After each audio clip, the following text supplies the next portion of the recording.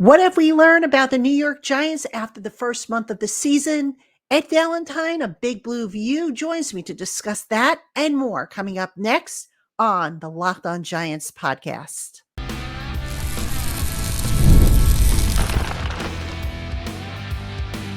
You are Locked On Giants, your daily New York Giants podcast. Part of the Locked On Podcast Network, your team every day.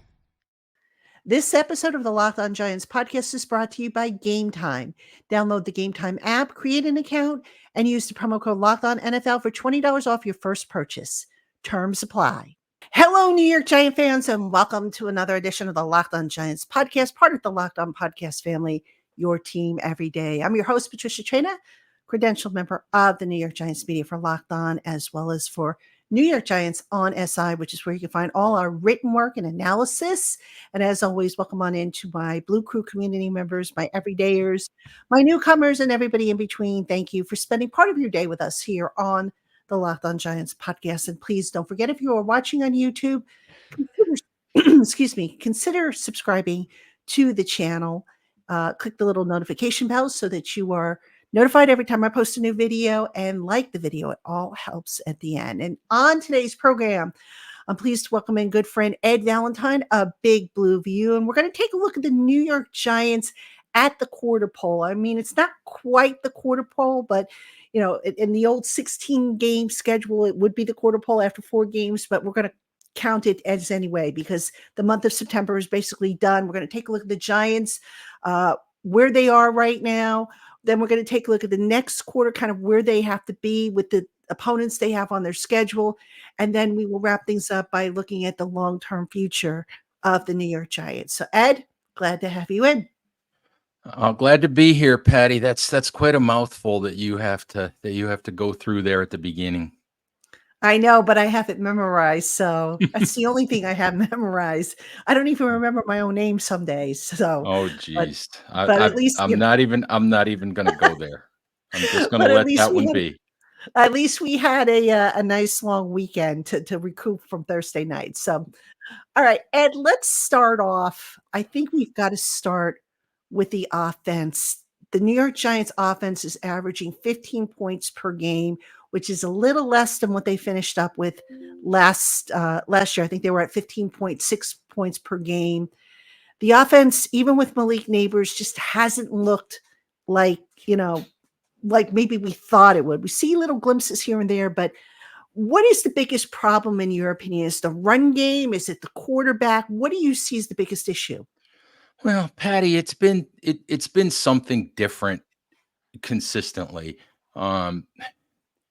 If you really want to get technical, Devin Singletary turned down a touchdown, and in the week 2 game, they left some points on the board because they didn't have a kicker. So theoretically, they should be averaging 2 or 3 points better than what they are. But the reality of it is it hasn't been good enough. I think they've had 2 games where they didn't score a touchdown.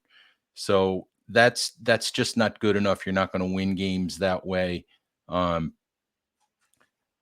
It's been a lot of things, Patty. The other day, the run game was non-existent. They've had drops at key times. They had the mess with the place kicker in week 2. I didn't even want to think about week 1. Week 1 was just a mess all the way around. But it comes back to, the common denominator is that at times the quarterback hasn't been good enough. He's missed on a lot of big opportunities, and you've got to hit some of those. You're not going to hit them all, but you've got to hit some of those. I don't know how you feel about this, but I also feel like, and I wrote about this today at Big Blue View, I feel like there have been times when Brian Daboll could have and should have been more aggressive when there were opportunities to take shots that maybe they get completed, maybe they don't, but they never got taken. So I think it's been a combination of things. The big thing is the biggest thing, And, you know, people at Big Blue View kill me as a Daniel Jones apologist. But, you know, the big thing is the quarterback could have bailed out his head coach, and he could have bailed out his team by hitting a couple of those plays, you know, in week 2, and by hitting a couple of those plays Thursday night against the Cowboys. And you mentioned Dable and not being aggressive enough.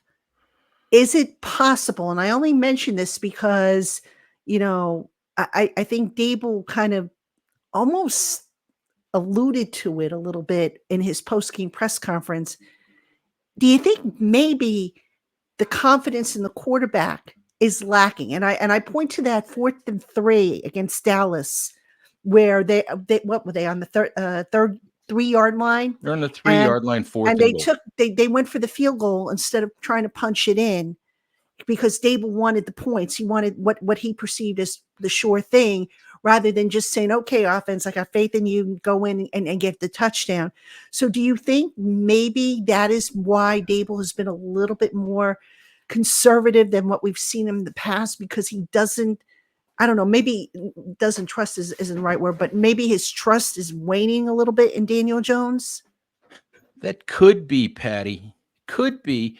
But the flip side of it is, if you go to Pro Football Focus and you look at the number of 20+ yard throws down the field and all of that, entering Sunday, Daniel Jones had thrown more passes of that depth, I think, than almost every quarterback in the league. There's only a couple guys that had actually thrown more deep balls than Jones, but you can make whatever you want out of the numbers.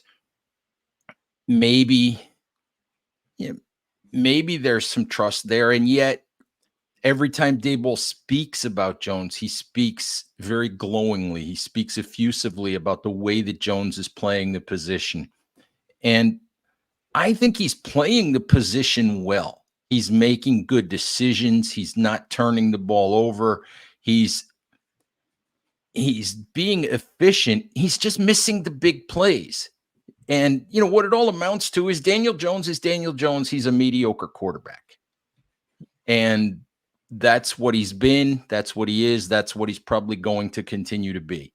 You know, but as I said, you can make an argument in a lot of ways that he's playing the position pretty well.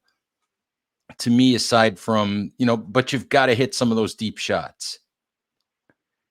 You say he's playing the position well, but, you know, he's missing some of those deep shots. And to me, I don't know, Ed. I don't know that I can say that. I mean, he's missing shots that I think a lot of people, you know, that a lot of quarterbacks should make.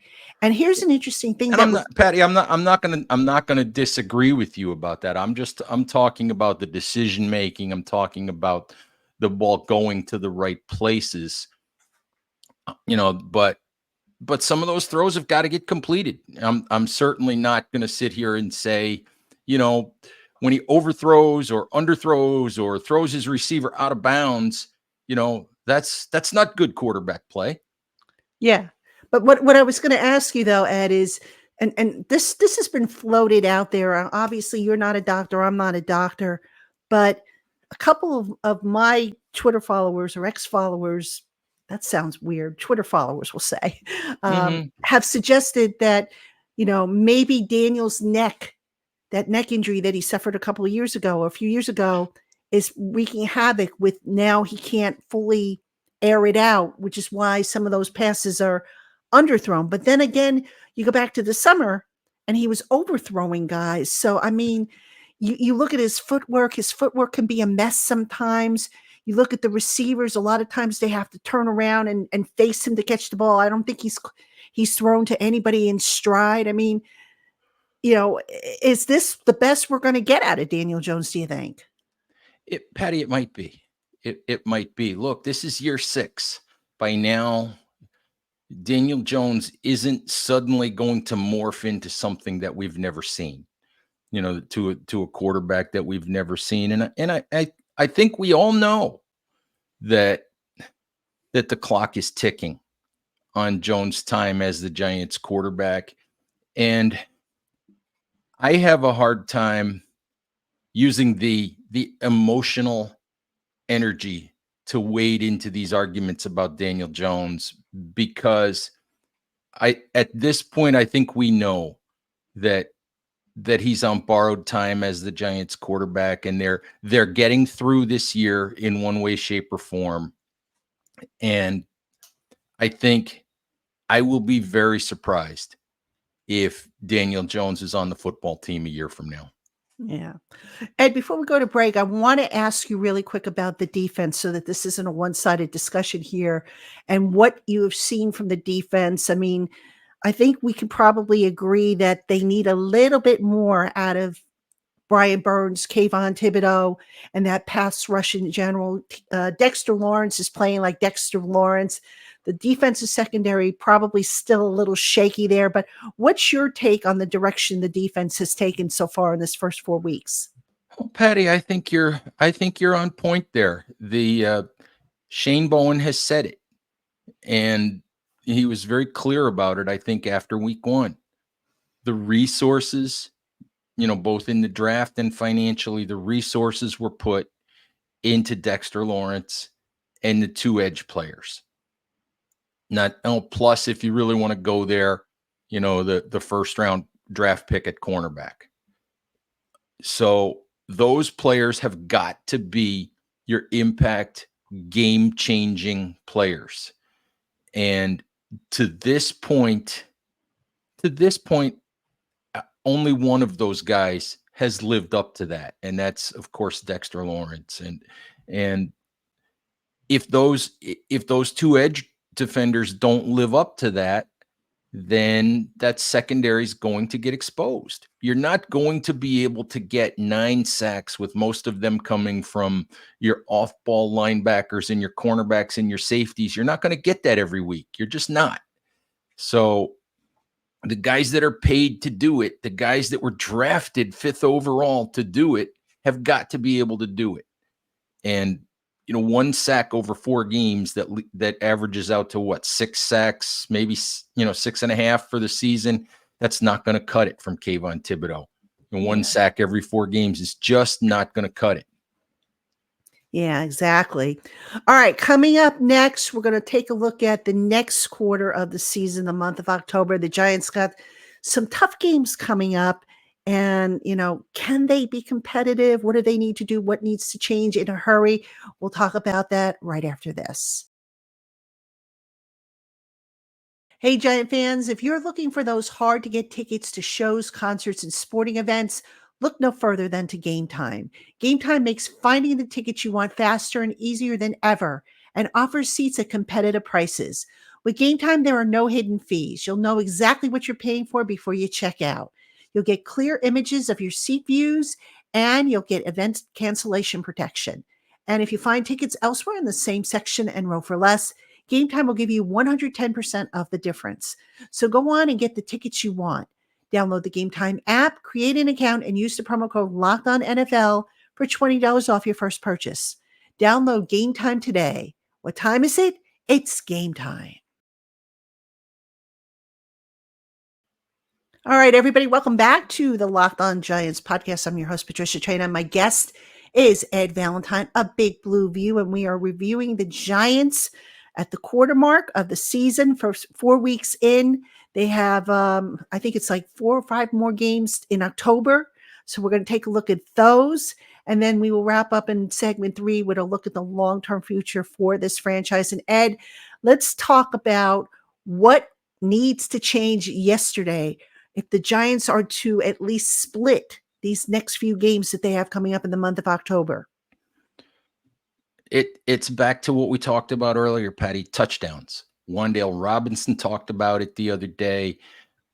Daboll has talked about it. Look, it doesn't all come back to the quarterback, all right? But the quarterback, if you're going to be better, the quarterback has got to put some of those deep shots on target and give his receivers a chance. You were talking earlier about whether it might be physical with Daniel Jones, and I'm not a doctor. You're not a doctor, but look, I've had my own injuries, whatever, I'm not going to go through the litany of those things, But injuries change things about your body. They change your gait a little bit. They may change your flexibility a little bit. Um, I don't know. I tried to ask Brian Daboll the other day if maybe it was just a situation where Jones was starting to guide the ball a little bit. Because a baseball pitcher, for example, and I pitched when I was a kid, and when you start missing the strike zone, you start kind of, instead of just throwing it, you try to aim it a little bit, and maybe you don't throw freely, but he's missed long, he's missed short, he's missed out of bounds. So I can't say that he's not capable of making that deep throw, because I've seen him overthrow it so he can get the ball out there. You start to wonder if it's just a confidence thing when he lets that ball go. Because as these quarterbacks say, sometimes you have to see it, you have to rip it. And if he's seeing it and guiding it, then it's not going to happen. But I don't know, maybe it's something physical but we'll never really know that for sure. Right, right. And to be fair to Jones, I mean, he can't have drop passes. I think he's like leading the league, if I'm not mistaken, The Giants entering Sunday, they led the league in drop in passes. dropped passes. Yep.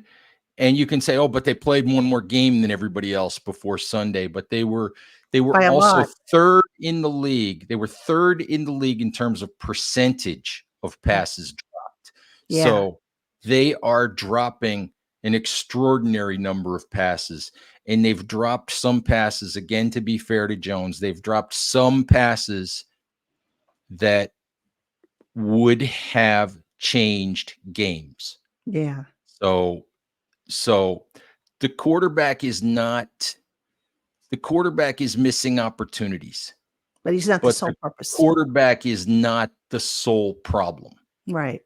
Right. I agree. The run game has not been, as Right. effective as it could be. I And mean, they win week 2, Patty. They almost certainly win week 2 against Washington right. if they have a healthy place kicker. Mm-hmm. And that's just the I know you want to talk about the upcoming slate, and this applies to the upcoming slate as well. But if you looked at all the scores of the games on Sunday, everything's a close game. Everybody, with the exception of the Bills and the Vikings, everybody's got losses. Everybody's 2-2. I think every fan base out there's got complaints about their team, and there are no quote unquote great teams or juggernauts. Yeah. And I think what we've seen about the Giants, and we can break down the next few games if you want to, but I think we've seen enough to know that I look at their schedule and I know they're not going to be favored in any games the rest of the way, except maybe Carolina, Right. but I don't look at any of those games and say there's no chance they can win that game. They go to, since they play Cincinnati. Cincinnati's 1-3. Mm-hmm. They play New Orleans, which looked like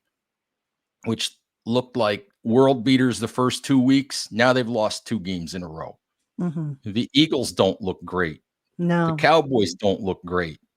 The Commanders and the Vikings look better than we thought. But I don't look at any of those games and think they have no shot. Right. So right. we'll see. So we'll see. So of the games that are coming up in the month of October, they have Seattle on the road, the Bengals, I think, Sunday night at home. The Eagles are coming in the following week.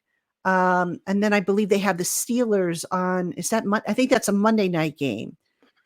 The Steelers is right there. Yeah, they're Monday night. They're at Pittsburgh on a Monday night. Right. Yes. So if you're looking at that and you're saying, okay, where do the Giants have their best chance to maybe steal a win?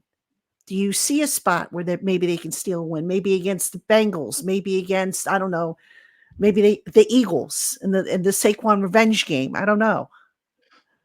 Like I said, Patty, I think they're not going to be favored in any of those games, and they could lose all four of them. They could, but I think I go into all of those games thinking there's a path for them to win those games. Look, the trip to Seattle next Sunday, cross country trip,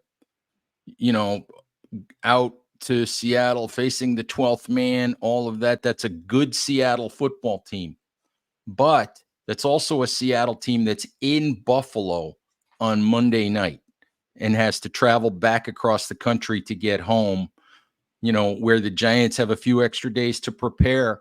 So maybe you steal that one. Maybe you steal that one. I'll be honest. Pittsburgh, what are they, 3-1 now? I think But so. Pittsburgh's not a good offensive football team. They're not. They're, they're probably not going to go and hang 35 points on you. So that could be and should be a competitive football game. So I still can't figure out why Cincinnati's 1-3, but maybe they're not as good as I think they are. But like I said, I don't think they'll be favored in any of those games, Patty. But if you sit down and study all of them, I think you can find a path, for all of those to be fourth quarter games. Right. But the Giants, they just need to, eliminate some of these mistakes that are self-inflicted, the drop passes, the penalties in the red zone, and the missed field goals, all the stuff that has come back to bite them And needs to be eliminated. they're simply a team, Patty. They're simply a team, and the quarterback is part of it, but they're simply a team that isn't good enough to overcome those kinds of things. They're a team that has to capitalize on the opportunities that they get. Mm-hmm. For example, you talked a little bit earlier about the 4th and 3 or the fourth and goal at the 3. I polled our readers at Big Blue View, and it was pretty much split down the middle as to whether people thought they should have kicked it or gone for it.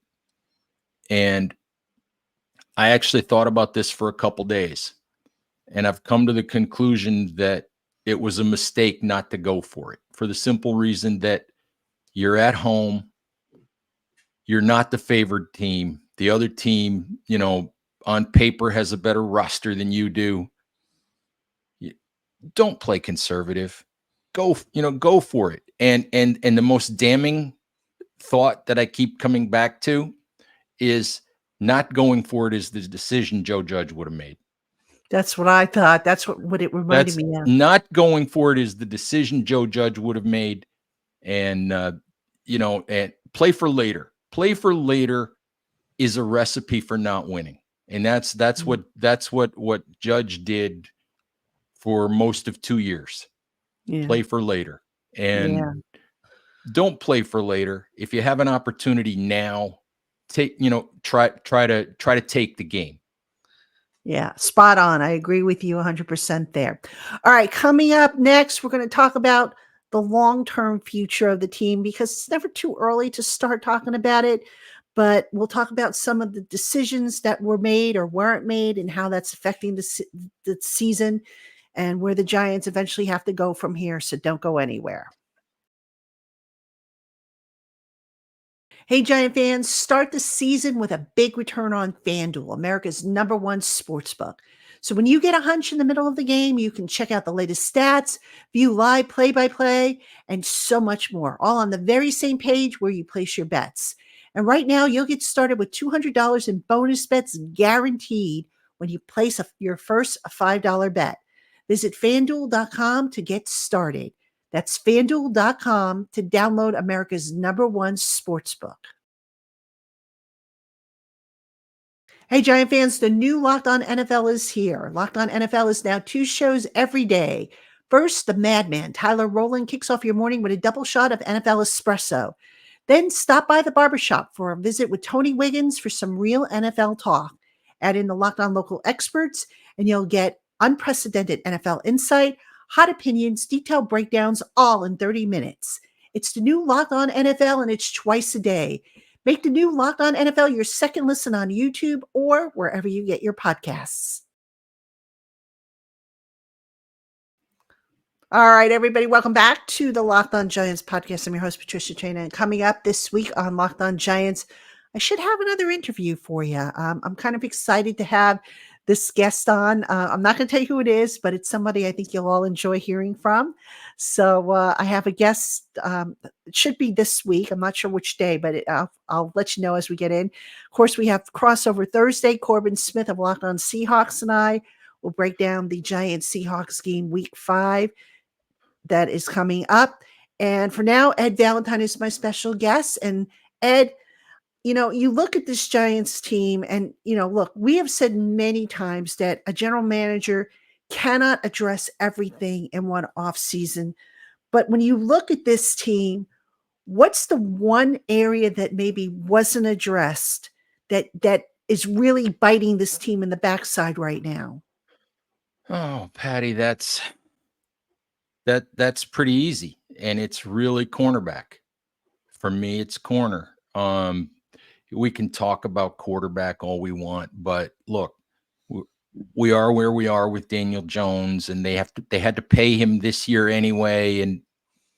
And they made the choice that they made. They're getting through this year at quarterback, I think, is what they're doing, really, is they're getting through. And then I think we'll see something different. That's the way I read it anyway. But look, at corner, if you go back to Hard Knocks, Joe Shane admitted that they were targeting in the second round. They were targeting the cornerback position, but they traded the higher of their 2 picks to go get Brian Burns. And look, I will not criticize that decision. Brian Burns has been a top-tier player. We haven't seen the dominant version of Brian Burns yet, but only 25% of the season has been played.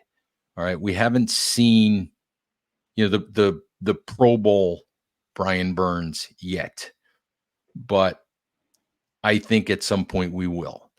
But I will not criticize that choice, because you've got a 2-time Pro Bowl player, a guy that's had double-digit sacks at least once, if not twice in his career. You've got a guy who is a difference maker in the prime of his career. He's still 25 years old, I think. So I will not criticize giving up a draft pick to go get that guy and paying him big money and all of that. Unfortunately for the Giants, the way the draft fell with their second pick, I have no qualms with Tyler Nubin. Tyler Nubin looks like a really good player. But the cornerbacks that they were targeting that really could have helped them, weren't there. And whether whether guys turned them down in free agency, whether they didn't have the money or couldn't allot the money or whatever to go out and get, a top tier guy, they weren't able to address that position. And that position, I think, bites them on a weekly basis. I like Tay Banks. I really do. He's a Maryland grad, just like I am. And I've said that before on the show. So I root for the kid. But a little bit like I've said about Kayvon Thibodeau, Patty, Tay is not quite as good as Tay thinks he is. Okay. He's not, he might be a good cornerback in this league for a long time, but he's not a number 1 guy who should be traveling with Justin Jefferson and Terry McLaurin, and Amani Cooper and all of those guys. He might be there someday. He's not there now. And on the other side, I don't know. It's not great. I don't think it's great. I mean, Drew Phillips, I think, is going to be a really good player in the slot. I think Giants fans should be thrilled with Drew Phillips. but it's corner for me. Yeah. And how much do you think the situation at corner is stressing or putting stress on the front seven, particularly that pass rush? Because, we sit there and we say, gosh, the pass rush has got to do better. The pass rush has to get home, but they're not going to get home every single snap. No, they're And not. so how much do you think that is affecting them up front? I don't know, Patty, because that's sort of an in between the ears question for some of those guys. But this is what we knew. We knew that, and this is what Shane Bowen knew, that front seven, front whatever you want to say, that front has to protect the back. That's just how this defense is built. The front has to protect the back. It's not always possible on a lot of these, quick throws, the catch and release kind of stuff, but that front has to protect the back. And right now, um, the Giants got a lot of sacks. The couple of weeks they got by with, with more blitzing than Bowen usually does. But those guys, those guys have to produce because they're the ones with the resumes. They're the ones with the pedigree. They're the ones that are supposed to be the strength of this defense. Yeah, yeah. Now, Ed, obviously the roster is what it is for the time being, but what, besides obviously execution and the fundamentals and all that stuff, but what do you think the coaches might be able to do at least for the rest of the season to maybe fix some of the problems that they've had, whether it be, the sluggish running game, whether it be the play of the quarterback, the drop passes, the lack of a pass rush.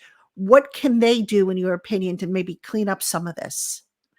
Well, I don't know what you do about dropped passes per se, Patty, especially when they're coming from your best player in Malik Neighbors and a wide receiver who is on pace to catch 110 balls in Wan'Dale Robinson. The guys, they're going to happen sometimes. But I don't know, like on offense, for example, maybe as much as this coaching staff likes Devin Singletary, and I like Singletary too. I think we've seen Singletary put the ball on the ground several times. He had one the other night against Dallas where he was fortunate because he put it on the ground and was ruled down by contact. But maybe you've got to start giving some more snaps to Tyrone Tracy. Maybe you've got to re-examine just how much you're using heavy personnel on offense. Maybe you've got to spread the field a little bit more and get more, more extra wide receiver sets and get Jalen Hyatt more involved. Maybe, and I understand what they're doing with Theo Johnson, or I think I have a grasp on what they're doing. I think they look at Theo Johnson and they think he's got more athleticism, more explosiveness, more upside than Daniel Bellinger. But there's also part of me that thinks they're doing this backwards by force feeding him, as the every down tight end rather than giving him packages that where they know he can be successful and letting Bellinger handle the play to play stuff and just giving Johnson 20 snaps in a game with stuff that's geared for him. So those are my thoughts on offense, really. I mean, and it's not brain surgery. It's not reinventing the wheel. On defense, I'm not sure what you do because you're depending on your best guys to play to their resumes. And I don't know I don't know how you change that if they're not doing it. Maybe Shane Bowen's going to have to have more weeks like he did against Cleveland where he looks for opportunities to send extra rushers. Um, I'm not sure that there's any personnel changes that the Giants can make. Adoree Jackson's hurt again. Adoree Jackson's hurt now.